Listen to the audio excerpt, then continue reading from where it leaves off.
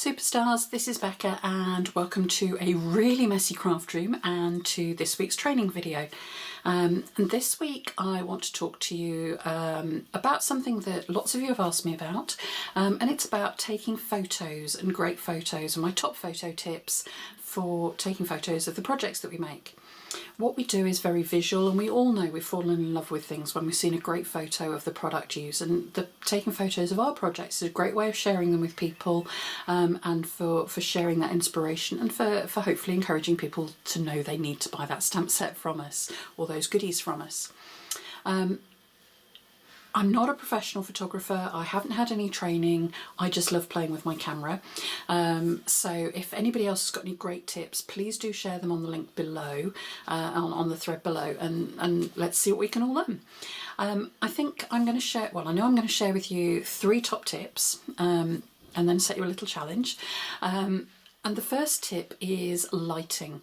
The light you use or the time of day that you take your photos makes a really, really big difference. What you want ideally is daylight. That's the most natural light. You'll get the best colour and the best vibrancy and sharpness on your photos if you take them in good daylight. You want it to be as even as possible, so you don't want it coming in very, very hard from one angle. So as I'm sitting talking to you now, the light's in front of me, so it's falling onto my face. So that would be quite an even light that way. So that's what you want to achieve. If you have to use artificial light, and we all do from time to time, you'll know occasionally on these videos I appear a really weird colour, and that's because the lights in my craft room are artificial lights, daylight lights, and so they do something slightly weird on video.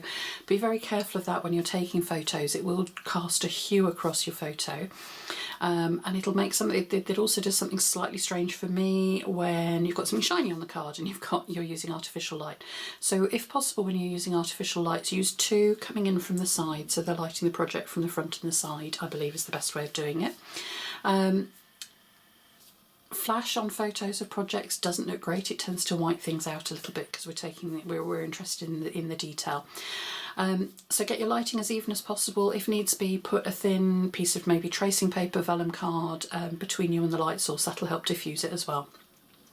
So tip number 1 is get your lighting as good as possible. Try different places around the house. I've got rooms that work and rooms that don't, and different places that work at different times of day.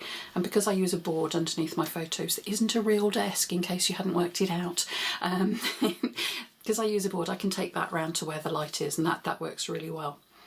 And that kind of builds into point number 3, so we'll come back to the photo board in a bit. The second big tip is think about the composition of your photo. So in the same way that you look at the layout of your card and you use third lines and that kind of thing, think about that with your photos. If you're taking a picture of just the card, make sure the card's the right shape and it's not kind of gone slightly funny because you've taken it on an angle, or if you want it on an angle, make sure it's an angle that you like the look of. Think about where the third lines are, and think about whether you want your photo to be square or rectangle, and that will come down to how you're going to use the photo. If you're using it on Facebook, you probably want a rectangle. If you're going to use it on Instagram, you probably want a square. Now, I quite often take 2 photos, one square, one rectangle, of the same thing, so I can use it in either and just check I've got the composition right. And that then leads on to the third tip, and that's about styling. And think about how you want your photos to look. If you can, you want something distinctive in the background on all your photos. Now I have a star that I use. Karen Young's got her beautiful frog, and there are all sorts of things like that, and that will just help people when they see a photo know it's yours.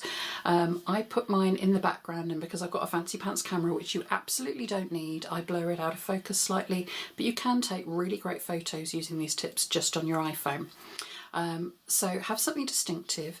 Think about where you're going to use the photo. So is it going to be on Facebook or on your blog, in which case you might want a particular style to go with the style of your blog, or is it on Instagram where you might want it to appear a bit more lifestyle-y and a bit more fluffy and a bit more flowery quite often than maybe it does on your blog normally. So think about where you're going to use it, what style it's going to be. And do think about the backgrounds. As I mentioned before, I take my photos on a big piece of board. I'm not going to put it in front of the camera because you wouldn't see me.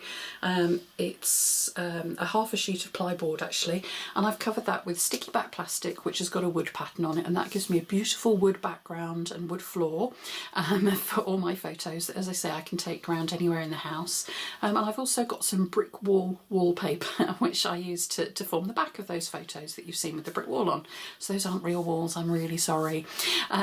So those are my top tips, and I guess if you're trying to find your style, look at other people's photos, look at what you like, look at what you don't like, copy the bits you like and don't copy the bits you don't, which kind of leads on to my challenge for you, and that is to play. Photos are free to take now that we all have digital photos and cameras on our phones. So take lots, try lots of different things, see what you like. I very rarely, the kind of photos you see me put on Instagram or on Facebook even, are very rarely just one photo that I've taken. I usually take 4 or 5, try different things and then see which one I like best. So my challenge to you is next time you come to take a photo of your project, play, try a few new things, see what you like and enjoy. If you've got any questions, any specifics, do pop them on the thread below and we'll answer where we can, and I look forward to seeing how you'll get on. Thanks for watching. Bye.